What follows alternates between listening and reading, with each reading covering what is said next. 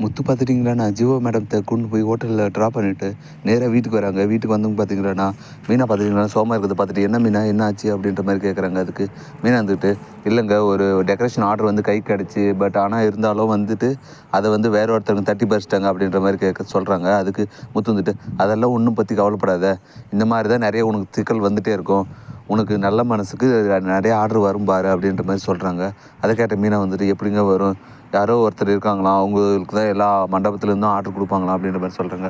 அதெல்லாம் ஒன்றும் கிடையாது, நீ நல்லா டெக்கரேஷன் பண்ணேன்னா உன்னை தேடி ஆளுங்க தானாக வரப்போகிறாங்க, நீ அதை பற்றியெல்லாம் உனக்கு கவலைப்படாத, நீ மனோஜ் சொன்னதுனாலையா புது வீட்டுக்கு போகலான்னு சொல்லிட்டு நீ ஃபஸ்ட்டு அதுக்கு ரெடியாக போயிட்டு நாம் ஒரு 2 நாள் தங்கிட்டு வரலாம் அப்படின்ற மாதிரி சொல்கிறதுக்கு ஆமாங்க அது நான் மறந்தே போயிட்டேன், சரி நான் துணியெல்லாம் எடுத்து வைக்கிறேன், 2 நாளைக்கு மட்டும் துணி எடுத்து வச்சா போதுமா அப்படின்ற மாதிரி கேட்குறாங்க.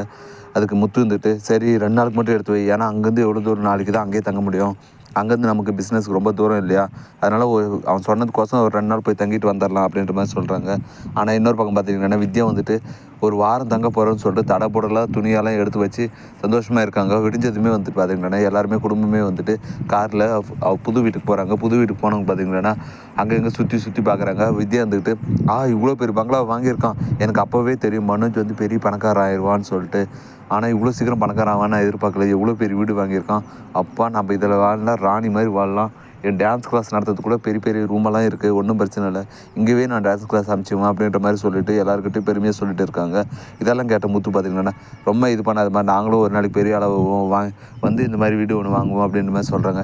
டேய் நீ வாங்கும்போது ஆகுடா, ஆனால் இப்போ பாடுற உன் அண்ணன் எவ்வளோ பேர் வீடு வாங்கியிருக்கான், இதில் இருந்து போனேன்னா உனக்கும் பெருமை எல்லாருக்குமே பெருமைடா அப்படின்ற மாதிரி சொல்கிறாங்க. அதெல்லாம் ஒன்றும் கிடையாது, இது அவன் வீடு அவ்வளோதான், இது ஒன்றும் எங்கள் வீடு கிடையாது அப்படின்ற மாதிரி சொல்கிறாங்க. டேய் நீ அப்படி தானே சொல்லுவேன் போடான்னு சொல்லிட்டு வித்யா பார்த்துட்டிங்கன்னா எல்லாருக்கிட்டுமே வந்து பாரு இது எப்படி இருக்குது அது எப்படி இருக்குன்னு சொல்லிட்டு எல்லாருக்கிட்டுமே வந்து ஓடி காட்டி சந்தோஷப்பட்டு இருக்காங்க. அந்த டைமில் பார்த்திங்கன்னா வீட்டு ஓனர் வராங்க. வந்தவங்க பார்த்திங்கன்னா என்ன மனோஜ் வீடெல்லாம் பிடிச்சிருக்கா அப்படின்ற மாதிரி கேட்குறாங்க. அதுக்கு மனோஜ் வந்துட்டு எல்லாருக்கும் பிடிச்சிருக்கு, அதோட எங்கள் அம்மாவுக்கு இந்த வீடு ரொம்ப பிடிச்சிருக்கு, சரி மீதி காசை கொடுங்க அப்படின்ற மாதிரி கேட்குறாங்க. அதுக்கு தான் சார் வெயிட் பண்ணிட்டு இருக்கேன், நீங்கள் அக்ரிமெண்ட் பேப்பர் எடுத்துவாங்க நான் சைன் போட்டுறேன், நாளைக்கு ரிஜிஸ்ட்ரேஷன் வச்சுக்கலாம் அப்படின்ற மாதிரி சொல்கிறாங்க. சரின்னு சொல்லிட்டு மனோஜுமே வந்து அக்ரிமெண்ட்டில் சைன் ஆகிட்டு மீதி பணத்தை கொடுக்குறான். நாளைக்கு ரிஜிஸ்ட்ரேஷன் மறக்காமல் வந்துருங்க சார் அப்படின்னு சொல்லிட்டு வெளியே போகிறாரு. வெளியே போனவர் பார்த்திங்கன்னா முத்து பார்க்குறாங்க.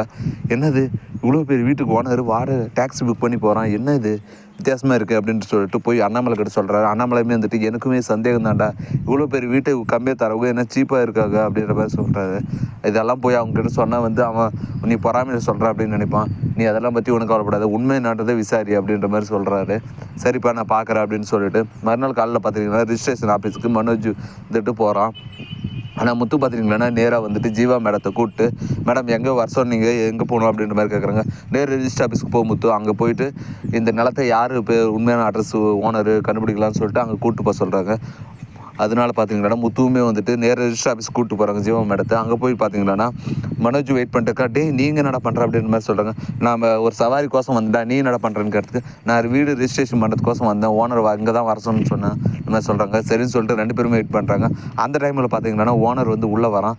அவங்கள பார்த்து ஜீவா மேடம் பார்த்து டேய் ஃப்ராடு உன்னே தான்டா இத்தனை நாளாக தேடிட்டு இருந்தேன், வளமாக மாட்டினியா வாடான்னு சொல்லிட்டு அவனை போய் சட்டையை பிடிக்கிறாங்க. இதை பார்த்த மனோஜ் வந்து ரொம்ப ஷாக் ஆகுது. முத்துக்குமே வந்து ரொம்ப அதிர்ச்சியாக இருக்குது. இந்த மாதிரி தான் அடுத்தடுத்த எபிசோடில் நடக்க போகுது. மேலும் இது போன்ற அப்டேட்ஸ் தொடர்ந்து தெரிஞ்சுக்கொள்ள மறக்காமல் நம்ம சேனலை சப்ஸ்கிரைப் பண்ணுங்கள், கூட பெல் பட்டன் அழுத்துங்க, அப்போ தான் நான் பாடுற ஒவ்வொரு வீடியோ உங்களுக்கு நோட்டிஃபிகேஷன் வரும். தேங்க்யூ.